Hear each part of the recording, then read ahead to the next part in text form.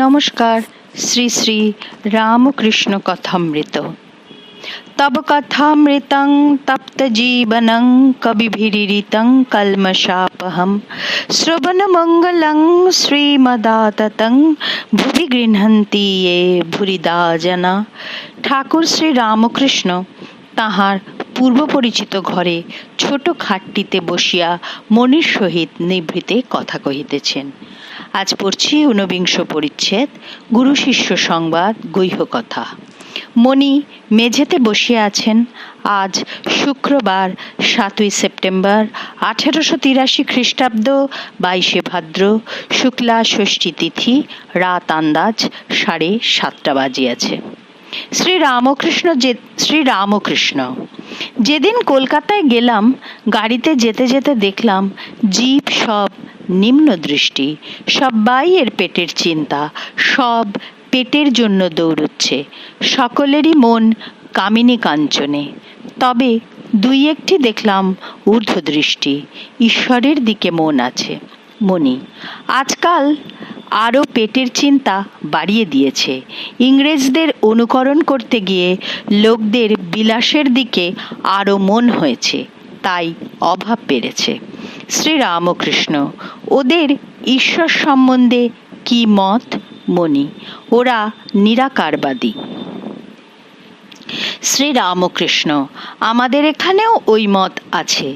কিয়ৎকাল দুইজনেই চুপ করিয়া আছেন। ঠাকুর এইবার নিজের ব্রহ্মজ্ঞানের অবস্থা বর্ণনা করিতেছেন। শ্রীরামকৃষ্ণ আমি একদিন দেখলাম এক চৈতন্য, অভেদ। প্রথম দেখালে অনেক মানুষ, জীব জন্তু রয়েছে, তার ভিতর বাবুরা আছে, ইংরেজ, মুসলমান, আমি নিজে, মুদফরাস, কুকুর, আবার একজন দেরে মুসলমান, হাতে এক শানকি, তাতে ভাত রয়েছে। এই শানকির ভাত সব্বাইয়ের মুখে একটু দিয়ে গেল, আমিও একটু আস্বাদ করলুম। আর একদিন দেখালে বিষ্ঠা, মূত্র, অন্ন, ব্যঞ্জন, সব রকম খাবার জিনিস সব পড়ে রয়েছে। হঠাৎ ভিতর থেকে জীবাত্মা বেরিয়ে গিয়ে একটি আগুনের শিকার মতো সব আস্বাদ করলে, যেন জিহ্বা লকলক করতে করতে সব জিনিস একবার আস্বাদ করলে, বিষ্ঠা, মূত্র সব আস্বাদ করলে। দেখালে যে সব এক, অভেদ। শ্রীরামকৃষ্ণ মনির প্রতি। আর একবার দেখালে যে এখানকার সব ভক্ত আছে পার্ষদ, আপনার লোক।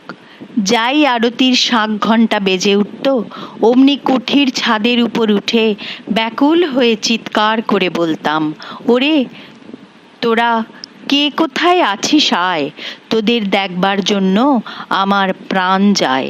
আচ্ছা, আমার এইসব দর্শন বিষয় তোমার কিরূপ বোধ হয়? মনি আপনি তাঁর বিলাসের স্থান, এই বুঝেছি। আপনি যন্ত্র, তিনি যন্ত্রী। জীবদের যেন তিনি কলে ফেলে তৈয়ার করেছেন, কিন্তু আপনাকে তিনি নিজের হাতে গড়েছেন। শ্রীরামকৃষ্ণ আচ্ছা, হাজরা বলে দর্শনের পরে স্বরৈশ্বর্য হয়। মনি যারা শুদ্ধা ভক্তি চায় তারা ঈশ্বরের ঐশ্বর্য দেখতে চায় না। শ্রীরামকৃষ্ণ বোধহয় হাজরা আর জন্মে দরিদ্র ছিল, তাই অত ঐশ্বর্য দেখতে চায়। হাজরা এখন আবার বলেছে রাধুনী বামুনের সঙ্গে আমি কি কথা কই, আবার বলে আমি খাজাঞ্চিকে বলে তোমার ওইসব জিনিস দেওয়াবো। মনির উচ্চ হাস্য, সহাস্যে ও ওইসব কথা বলতে থাকে আর আমি চুপ করে থাকি। মনি আপনি তো অনেকবার বলে দিয়েছেন যে শুদ্ধ ভক্ত সে ঐশ্বর্য দেখতে চায় না। যে শুদ্ধ ভক্ত সে ঈশ্বরকে গোপালভাবে দেখতে চায়। প্রথমে ঈশ্বর চুম্বক পাথর হন আর ভক্ত ছুঁচ হন, শেষে ভক্তই চুম্বক পাথর হন আর ঈশ্বর ছুঁচ হন, অর্থাৎ ভক্তের কাছে ঈশ্বর ছোট হয়ে যান। ওম নিরঞ্জনং নিত্যানন্তরূপম ভক্তানুকম্পাধৃত বিগ্রহং বৈ ঈশাবতারং পরমেশমিড্ডং তং রামকৃষ্ণং শিরসা নমামো।